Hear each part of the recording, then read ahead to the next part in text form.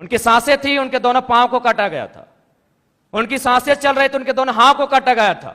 उनकी सांसें चल रही थी, उनके दोनों आंख को निकाला गया था। इसीलिए मैं मीठी बात करने नहीं जानता। मुझे लगता है एग्रेशन से राज्य को बदलूंगा।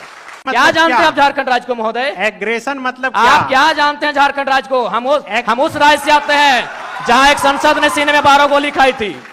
हम उस झारखंड से आते हैं जहां MP member of parliament Sunil Mahato ने 1 2 3 4 5 6 7 8 9 10 11 12 गोली खाई थी सांसद ने।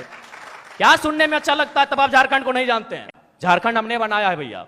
निर्मल महतो के सीने में गोली लगी थी, तब झारखंड का चर्चा दिल्ली में हुआ था। तब राजीव गांधी को पता चला था कि हां झारखंड की डिमांड किया जा रहा है। तो मुझे लगता है एक बार ये श्रीमान, ये नियम कानून, एक बार एग्रेशन की गवर्नमेंट होनी चाहिए। बाकी यूथ डिसाइड करे।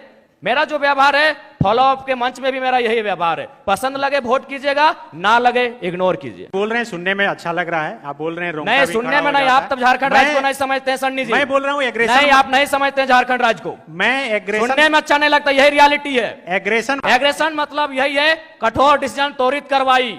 आज कार्रवाई किस पे होती है? एक ठेला पे काम करने वाला है, तुरंत कार्रवाई होगी। एक मजदूर है, पुलिस तुरंत कार्रवाई करेगी। आपकी कार्रवाई उस समय काहे नहीं होती है जब बड़े बड़े लोग आपकी गिरफ्त में आते हैं, बड़ी बड़ी मछलियां जाल में फंसती हैं? क्यों कार्रवाई नहीं होती? हम लोग आते हैं तो छोटा रहे या बड़ा रहे, जो गलत रहेगा उस पर कार्रवाई होगी। एग्रेशन का मतलब है कॉर्पोरेट से कोई भय नहीं। एग्रेशन का मतलब है अमीरों के चंदे से पलना नहीं। एग्रेशन का मतलब होता है निडर होकर, निष्पक्ष होकर झारखंड के मुद्दों पे बात करना, झारखंड के मुद्दों के समाधान करने के लिए प्रयास करना। आज राजभवन में लोग धरने पर बैठे हैं, मुख्यमंत्री के आवास पे लोग धरने बैठे हैं, आज सीजीएल के जेएसएससी कार्यालय के बाहर लोग धरने पर बैठे हैं। आंदोलन रोज होता है, लेकिन जयराम महतो एक 50 लड़कों के आंदोलन से आज सीएम का फेस बन के कैसे सामने आया? इस सवाल का उत्तर कोई दे। आंदोलन इस राज्य में रोज होता है, जयराम महतो क्यों? क्योंकि मैंने उन मुद्दों को टच किया, मैंने उस मुद्दों पे बात किया जो झारखंड की जरूरत थी, जिसपे झारखंड बात करना चाहता था। साफ शब्दों में झारखंड चाहता था कि बिल्ली के गर्दन में घंटी बांधी जाए, पर बांधेगा कौन? बेरमो कठारा की घटना है, वहां एक व्यक्ति का अटेंडेंस रोक दिया जाता है, पंच ब्लॉक कर दिया जाता है, जो नौकरी का प्रावधान होता है कोलियरी में। वो व्यक्ति हमारे पास आता है, आके हमें सुनाता है कि भैया ऐसा ऐसा बात है, मेरा कसूर इतना है कि झारखंडी है और हमें मतलब मेरा पंच को ब्लॉक कर दिया गया है, मेरे अटेंडेंस को रोक दिया गया है, तो कुछ उपाय किया जाए। तो हम उनको फोन लगाते हैं, तो हमने परिचय दिया कि सर ऐसा क्यों करते हैं, गरीब आदमी है, बड़ी मुश्किल से रोजगार चलता है, तो इनको पुनः रख लिया जाए। तो उधर से आवाज आई कि आप कौन बोल रहे हैं? तो हमने कहा कि हम जयराम कुमार महतो बोल रहे हैं, वर्तमान में गिरिडीह लोकसभा लड़े हैं। तो बोला नहीं, आपसे हम परिचित नहीं है। तो हमें लगा कि शायद वो विधायक या सांसद की पैरवी सुनना चाहते हैं। तो मैंने इतना कहा था कि 2 महीने के बाद चुनाव है, हम बेरमो भी लड़ेंगे, गोमिया भी लड़ेंगे, डुमरी भी लड़ेंगे। अगर वहां से कोई भी सीट जीत के आ जाते हैं तो आपको दामोदर नदी में ले जाकर डाल देंगे। विश्वास कीजिए, विश्वास कीजिए, वो व्यक्ति का भी नाम बता देंगे, ऐसा नहीं हम झूठ बोल रहे। 10 सेकंड में उनका आवाज बदला कि जयराम बाबू बोलिए क्या बात है। अगर मेरे इस व्यवहार से उसका नौकरी बच जाता है तो मुझे अपने इस व्यवहार से कोई कंप्रोमाइज नहीं करना है। 24 साल आपने चला लिया श्रीमान करके, 24 साल आपने चला लिया नियम कानून की बात करके। हमें लगता है कि एग्रेसिव गवर्नमेंट आनी चाहिए और मेरा यही एग्रेशन मुझ में रहेगा। क्योंकि मैं ना संजय मेहता जी के तर्ज पे मैं बरी से आता हूं, ना मैं चौपारण से आता हूं, ना मैं गढ़वा से आता हूं, मैं धनबाद से आता हूं। मैं एक घटना सुनाता हूं सुरेश महतो की, और विधायक मैडम बैठी हैं, हालांकि उस समय वो बहुत किस्सा पुराना है। वो झरिया विधानसभा की घटना है, वो भोरा क्षेत्र की घटना है। एक व्यक्ति है, उनका नाम है सुरेश महतो, मैं उस कौम का बेटा हूं। एक व्यक्ति थे, उनका नाम था सुरेश महतो, मैं उस कौम का बेटा हूं। उनको मारा गया था, उनकी सांसें थी, उनके दोनों पांव को काटा गया था। उनकी सांसें चल रही थी, उनके दोनों हाथ को काटा गया था। उनकी सांसें चल रही थी, उनके दोनों आंख को निकाला गया था। इसीलिए मैं मीठी बात करने नहीं जानता। मुझे लगता है एग्रेशन से राज्य को बदलूंगा।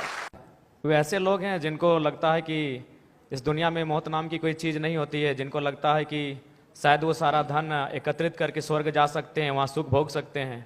बिल्कुल ये बहुत गंभीर समस्या है और मुझे लगता है कि इसमें सरकार के लोग शामिल होंगे, विपक्ष के लोग शामिल होंगे। ये कोई नई बात नहीं है। अगर आदरणीय शिल्पी जी कह रही हैं कि अगर वो जनता जानती है, तो जनता को मालूम है कि किस प्रकार से जेपीएससी की परीक्षा होती है।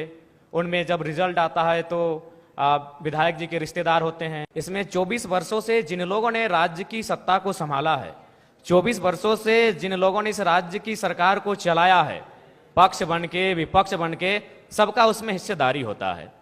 तो इसलिए जिस दिन वो इस बात को मानेंगे कि हमें एक समानतापूर्वक जीवन जीना है, हम लोग वास्तव में इंसान मनुष्य तभी हैं जब दूसरे की दर्द, दूसरे की तकलीफ और पीड़ा को देखकर हम भी पीड़ित होते हैं, तब शायद ये माहौल बदले। लेकिन फिलहाल ऐसे परिवेश में ये बुद्ध का देश भले है, लेकिन आज बुद्ध के विचार बिल्कुल विलुप्त हो चुके हैं। मुझे नहीं लगता है कि कोई शांतिप्रिय तरीके से इस प्रकार के रास्तों से हटेगा। मैं बनावटी इंसान नहीं हूं। उस मीटिंग में 52 मिनट डिस्कशन हुआ था, मैंने 52 मिनट के बाद मुंह खोला था, और ये तो मीडिया चल रही थी और कैमरा में कैच हो रहा था, इसीलिए मैंने बोतल को टेबल में पटका। मां कसम हम किसी के मुंह में पटकते, आपके पांव तले जमीन खिसक जाएगी। जब आपने छेड़ा है तो सुन लीजिए। यही विनोद बिहारी विश्वविद्यालय में एक कंपनी, एक एजेंसी ने टेंडर लिया है, मजदूरों को ज्वाइनिंग लेटर के साथ साथ रिजिग्नेशन लेटर पे साइन करा गया। इस भारत में कहां होता है यार? मैं आक्रामकता की बातें करता हूं, कारण कौन है? रिजिग्नेशन लेटर पे साइन कराया गया है, कौन देगा उत्तर? भारत देश में 4 स्तंभ है कहने को, न्यायपालिका, कार्यपालिका, विधायिका, पत्रकारिता। कौन रिस्पॉन्सिबल है कि ज्वाइनिंग, ताजुब की बात है, ज्वाइनिंग लेटर भी मिला है और उनको साइन भी करा लिया है। क्या बोलते हैं आप? रिजिग्नेशन लेटर, रिजाइन लेटर में भी साइन करवाया गया है। और एक घटना गोमिया की, जब मेरा सभा था बेरमो में, वो लड़का आया, उसने कहा कि जो एजेंसी है उनको पेमेंट देना होता है 20,000, लेकिन मेरा शर्त है उनका कि 20,000 आपके अकाउंट में देंगे, आपको 8,000 रिटर्न करना होगा, नहीं तो नौकरी से निकाल देंगे। उसके बाद भी अगर आपका खून नहीं खोलता है तो आप बनावटी लोग हैं, असल लोग नहीं है। अगर आप चाहते हैं मेरे अंदर की आक्रामकता कम हो, आप चाहते हैं मेरे अंदर की उग्र भावना कम हो, तो आज प्रबुद्ध लोग बैठे हैं। आज माननीय मंत्री दीदी बैठी हैं, आज माननीय मंत्री महोदय बैठे हैं, मंत्री 3 मंत्री बैठे हैं, आज प्रदेश अध्यक्ष महोदय बैठे, सांसद महोदय बैठे हैं, झारखंड मुक्ति मोर्चा के फिलहाल पालनहार हैं बैठे, आज विधायक मैडम बैठी हैं, यहां भी एक विधायक बैठे हैं, यहां भी एक विधायक बैठे हैं। ये लोग तय करें कि इस प्रकार का जुल्म, शोषण, अत्याचार एक आम व्यक्ति पे, यानी जो लोग हाशिए पर हैं, जो लोग निम्न स्तर पे हैं, उनके साथ अन्याय नहीं होगा। जयराम महतो प्रेम की कविताएं लिखेगा, इनकलाब की बातें नहीं करेगा। जयराम जी, कि अगर एक व्यक्ति पे कार्रवाई होती है और उस कार्रवाई से अगर हजारों स्टूडेंट को एक उम्मीद मिलती है, अगर एक व्यक्ति पे कार्रवाई होती है और हजारों किसानों की खुशहाली आती है, तो मुझे लगता है उस व्यक्ति पे कार्रवाई होनी चाहिए। और मैं अपना एक अनुभव बताना चाहूंगा, हालांकि ऐसे मंचों पे जहां एकेडमिक लोग आके सुन रहे हैं, इंटेलेक्चुअल लोग आके सुन रहे हैं, नहीं बोलना चाहिए, लेकिन मुझे मेरा जो कैरेक्टर है वो सबके सामने मैं आपको बताना चाहूंगा। ये बेरमो कठारा की घटना है। वहां एक व्यक्ति का अटेंडेंस रोक दिया जाता है, पंच ब्लॉक कर दिया जाता है, जो नौकरी का प्रावधान होता है कोलियरी में। वो व्यक्ति हमारे पास आता है, आके हमें सुनाता है कि भैया ऐसा ऐसा बात है, मेरा कसूर इतना है कि झारखंडी है और हमें मतलब मेरा पंच को ब्लॉक कर दिया गया है, मेरे अटेंडेंस को रोक दिया गया है, तो कुछ उपाय किया जाए। तो हम उनको फोन लगाते हैं, तो हमने परिचय दिया कि सर ऐसा क्यों करते हैं, गरीब आदमी है, बड़ी मुश्किल से रोजगार चलता है, तो इनको पुनः रख लिया जाए। तो उधर से आवाज आई कि आप कौन बोल रहे हैं? तो हमने कहा कि हम जयराम कुमार महतो बोल रहे हैं, वर्तमान में गिरिडीह लोकसभा लड़े हैं। तो बोला नहीं, आपसे हम परिचित नहीं है। तो हमें लगा कि शायद वो विधायक या सांसद की पैरवी सुनना चाहते हैं। तो मैंने इतना कहा था कि 2 महीने के बाद चुनाव है, हम बेरमो भी लड़ेंगे, गोमिया भी लड़ेंगे, डुमरी भी लड़ेंगे, अगर वहां से कोई भी सीट जीत के आ जाते हैं तो आपको दामोदर नदी में ले जाकर डाल देंगे। विश्वास कीजिए, विश्वास कीजिए, वो व्यक्ति का भी नाम बता देंगे, ऐसा नहीं हम झूठ बोल रहे। 10 सेकंड में उनका आवाज बदला कि जयराम बाबू बोलिए क्या बात है। अगर मेरे इस व्यवहार से उसका नौकरी बच जाता है तो मुझे अपने इस व्यवहार से कोई कंप्रोमाइज नहीं करना है। अलग राज्य की लड़ाई जिन मुद्दों के साथ लड़ी गई थी वही मेरे मुद्दे होंगे। झारखंड अलग राज्य की लड़ाई में जो सोच के साथ इस राज्य को अलग किया गया था कि जब ये राज्य अलग होगा तो यहाँ के युवाओं के पास क्या अधिकार होगा, जब ये राज्य अलग होगा तो यहाँ के किसानों के पास क्या स्वतंत्रता होगी, मेरे मुद्दे वही होंगे। झारखंड जो हमारे झारखंड के नाम में ही छुपा है, झाड़ यानी जंगल, खंड यानी जमीन का एक भूभाग, और हमारी जो निरंतर लड़ाइयाँ रही हैं आदिकाल से, वो इसी विषय को लेकर रही हैं। तो जब मैं विधानसभा के चुनाव में जाऊंगा, मेरा पहला मुद्दा इस राज्य में एक सुदृढ़ स्थानीय नीति का रहेगा। चूंकि मैं जिन क्षेत्रों से आता हूं वो कोयलांचल का क्षेत्र है। आज भी मैं जब कोयलांचल से होकर आया तो लोगों ने अपनी समस्याओं को लगभग 15-20 आवेदन मेरे पास पड़े। जब मैं एक सामान्य सा बालक हूं, मैं एक साधारण सा बालक हूं और मुझे प्रतिदिन 15 से 20 समस्याओं को सुनना पड़ता है, जो समस्याएं होती है जमीन से संबंधित। इसलिए मेरा मानना है कि जमीन संबंधित जो कानून जो आज हमारे राज्य में है भी, CNT, SPT, लेकिन जो लोग सरकार में बैठे हैं उनके मैनिफेस्टो में शामिल होने के बाद भी प्रभावी रूप से लागू ना हो पाना, प्रभावी रूप से उन विषयों पर चर्चा नहीं कर पाना, उनको संरक्षण ना दे पाना एक बहुत ही गंभीर विषय है। और मेरा मानना यही है, जो कि मैं किसान वर्ग से भी संबंध रखता हूँ, एक किसान का बेटा हूँ, तो मेरे हिसाब से जो जमीन संबंधित मुद्दे हैं वो मेरे प्राथमिक मुद्दे होंगे। उसके बाद आज छात्रों की समस्या देख सकते हैं। आज सीजीएल के छात्र, जैसे सीजीएल के छात्र आज धरने पर बैठे हैं। विगत जो पहला एग्जाम हुआ था उस एग्जाम में धांधली हुई, इस एग्जाम में धांधली का मामला सामने आ रहा है। तो निश्चय एक बेहतर नियोजन नीति हो और इस तरीके से एग्जाम को लिया जाए कि धांधली ना हो, गड़बड़ी ना हो, और महत्वपूर्ण सबसे कि अन्य राज्य से लोग जो हमारी हकमारी कर रहे हैं वो कम से कम रुके। उसके लिए मेरे पास मेरी योजना होगी कि हम लोग प्रखंड स्तरीय भाषा के आधार पर एग्जाम लेंगे, क्योंकि भारतीय संविधान आर्टिकल 1516 इस बात का उल्लेख करता है कि हम जात के आधार पर भेदभाव नहीं कर सकते हैं, हम धर्म के आधार पर भेदभाव नहीं कर सकते हैं, हम उद्गम स्थान के आधार पर भेदभाव नहीं कर सकते, हम लिंग के आधार पर भेदभाव नहीं कर सकते हैं, लेकिन भाषा का कहीं जिक्र नहीं है। तो मेरा मानना है कि सरकार को इस विषय पर सोचना चाहिए। हम लोग अगर सरकार में आते तो इस विषय पर सोचेंगे कि जो प्रतियोगिता की परीक्षाएं होंगी वो हमारी भाषाओं में होंगी। फॉर एग्जाम्पल, जैसे मान के चलिए कोई हिंदी का पेपर आता है परीक्षा में, उसमें एक सवाल आता है कि आंख का तारा, इसका मतलब क्या होता है, आग बबूला होना, इसका मतलब क्या होता है।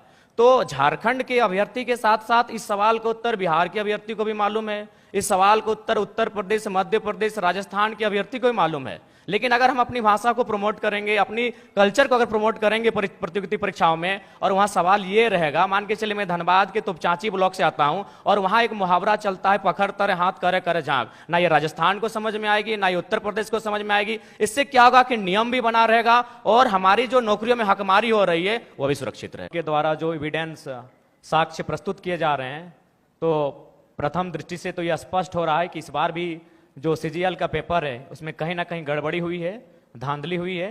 और मुझे लगता है कि पिछली बार जो पेपर गड़बड़ी हुआ था, अगर उसका जो लोग दोषी हैं, अगर वे दोषी लोग पकड़े जाते हैं, अगर उन पर कार्रवाई होती, तो शायद इस बार उनका मनोबल इतना ऊंचा नहीं होता।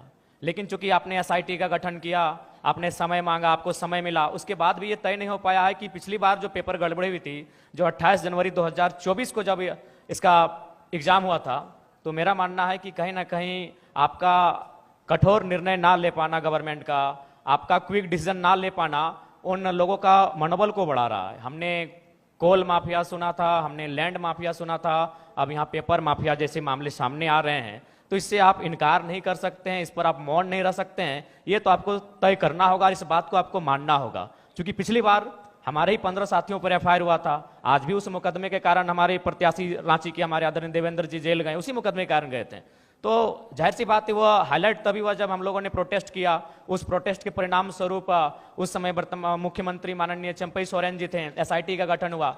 लेकिन आज परिणाम और निष्कर्ष आपके सामने क्या है, यानी आप लोग उन माफियाओं के मनोबल को बढ़ाने का कार्य आप स्वयं कर रहे हैं।